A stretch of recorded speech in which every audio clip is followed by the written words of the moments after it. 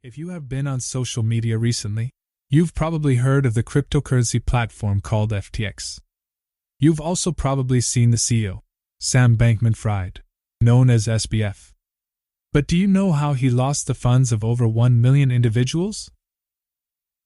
Before we start diving into what happened, we need to understand the basics of a cryptocurrency exchange. An exchange allows customers to trade cryptocurrencies for fiat currencies. They accept credit cards, wire transfers, or other digital currencies. In essence, you can trade your Canadian dollars for Bitcoin by using an exchange.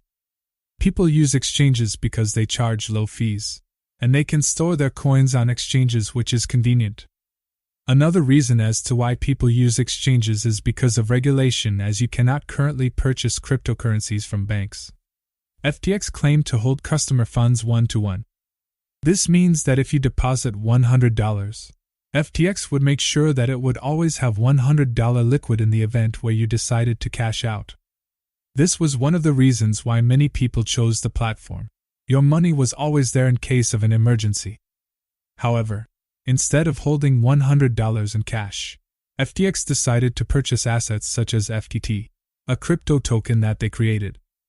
This is problematic because the value of their assets can now increase or decrease since FTT was publicly traded. Additionally, these funds were locked up, meaning that FTX did not have the capability of selling any of these assets whenever they wanted.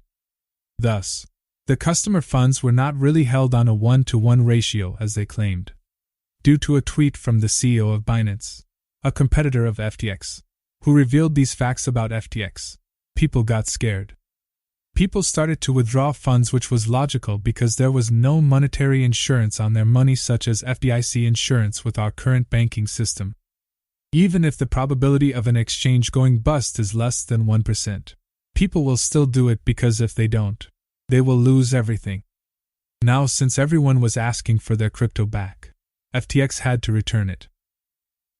But the FTT token that FTX used customer deposits to purchase, in hopes of appreciation, crashed in value due to fear. This meant that their assets were much lower than customer deposits. As a result, they banned withdrawals, meaning that customers could no longer withdraw their money. That's correct. These people lost all their money. Since the crypto space is unregulated, there is no insurance to get their money back. The money is gone, which is truly horrific. Although there is nothing that can be done to get your money back on FTX, you can act if you have your money in other exchanges. Simply purchase a hardware wallet such as a Ledger or Trezor. A hardware wallet is a physical USB device that securely contains the private key that all cryptocurrency wallets have inside its hardware. This protects you from theft and hacking because if your computer gets hacked with malware, the hackers can't get the private key because it's saved on the hardware wallet. If the hardware wallet gets stolen, you still have some protection because they are protected with a PIN, which will wipe the device if too many incorrect PIN entries are entered. Hardware wallets can also prevent loss because it is a separate physical device. Thus, if your computer crashes or gets stolen, you don't lose your private key. Lastly, if your hardware wallet was to get lost or stolen, you still have access to your funds. The hardware wallets give you a list of seed words, which you can use to then initialize a new hardware wallet. In essence, to dodge the risk of bankruptcy from exchanges and viruses on your computer, purchase a hardware wallet where you can store your crypto.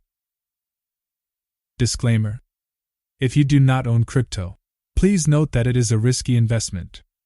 You can lose all your money and it is very volatile. Please do your own due diligence.